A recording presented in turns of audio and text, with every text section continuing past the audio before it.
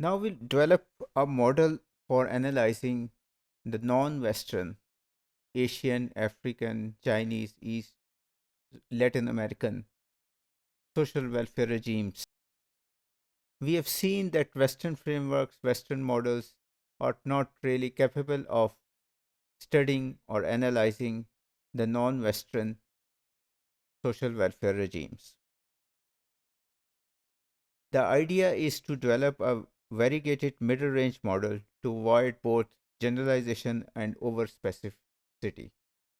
Generalization will mean that our model is not really going in detail, and over specificity will mean that it will be applicable only in few countries or only at one continent and not be able to analyze all the non-Western regimes. So the idea is to base our model on historical institutional school of social research. Why? Because it reconciles the rival structural and actor approaches within sociology. So, what are the actor focus research?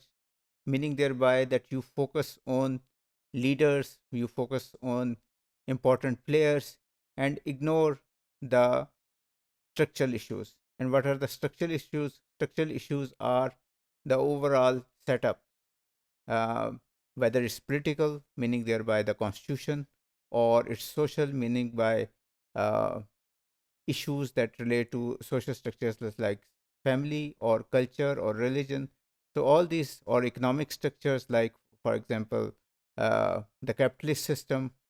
So, all these structures are important, and we have to look at a balance between the actor focused approaches and the structural focused approaches, because both play a role. So, first we look at the welfare regime model that is usually applicable in the Western world, and then we will look at the two alternative ideal types, the informal security regime and the insecurity regime. Insecurity regime we will not discuss much, but we will focus on informal security regime and how it is more aligned to non Western experience. So, if we look at the Western regimes, they can be differentiated on the basis of different patterns of state and household forms of social provision, different welfare outcomes assessed according to how the labor is treated, and different stratification outcomes, meaning thereby that how the society is structured and how the welfare regime deals with it. Asping Anderson identifies three types of regimes in the advanced capitalist countries: liberal, conservative, corporatist, and social democratic. Of course, there is criticism on this model because of the fact that there are only three regimes and it's so only applicable to the mostly to the Western Europe. But still, we can have many insight by looking at this model. So these are the three regimes or models: liberal, conservative, corporatist, and social democratic.